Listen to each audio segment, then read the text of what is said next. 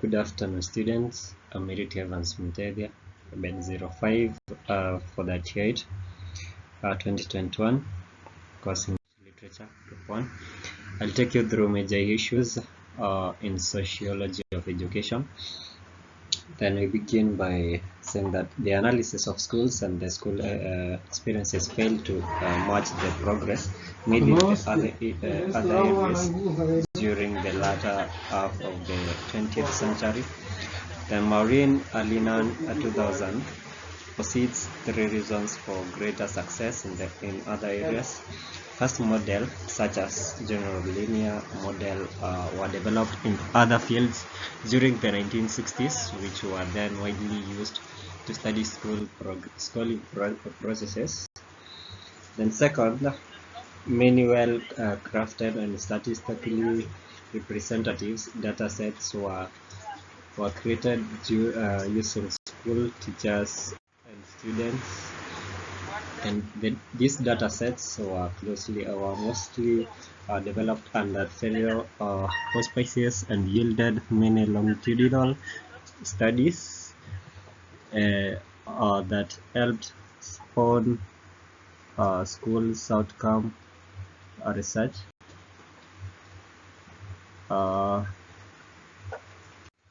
Third, sociologists studying education saw the potential impact of their research on educational practice and policy, ranging from the local to the federal level.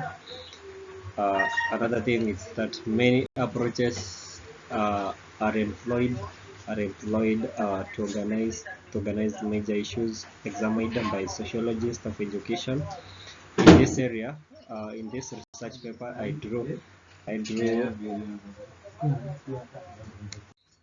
begin by many approaches are employed to organize the major issues examined by sociologists of education. In this research paper, I drew on two of the most comprehensive works in this area by Alinan 2000 and Saha 1997. The use of both macro and micro approaches is one. Then macro level oriented sociologists use quantitative methodologies to study the impacts of social structure and cultural ideologies on, for example, the status attainment processes such as analysis view individuals as constrained by the social structural arrangements of which they are part, then demonstrating the differential consequences individuals. Then we say again that the relationship between education and development represents one such topic of interest.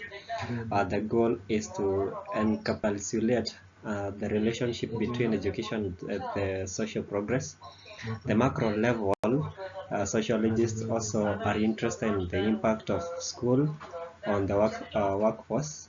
In doing so, they map the societal developments that influence how educational systems vary across time and space.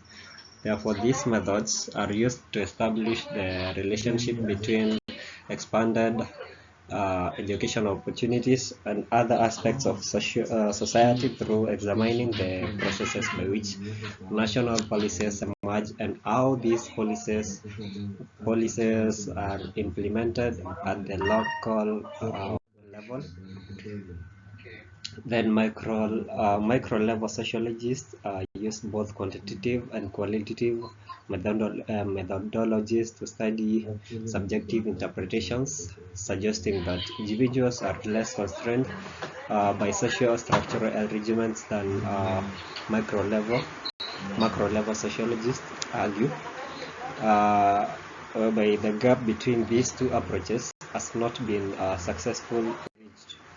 Then the micro level sociologists examine the role of schools as a socialization agents and provide detailed accounts of the differential experiences of students controlling for social class. They also portray the means by which schools are able to internalize the values of and norms of the general societies and how students negotiate their surroundings. They also examine how teachers assume their roles, while still attending colleges. The process of becoming a teacher and the trajectory of teachers lives as life as a professionals. Then we have Robert Driben, 2005, examines the professional status of the teaching and concludes that the teacher competency, the use of research-based as well as practical knowledge, may represent the missing links for professionalization teaching. Then regrettable, the teaching profession and the actual work engaged by the teachers receive little attention. Then another thing is the effects of schooling that are often examined by sociological perspectives. For example, the private schools affect social capital more than is the case for public schools. Where we have Caroline Purcell, 2000, asserts that differential values and control mechanisms in public and private schools tend to offer different student experiences.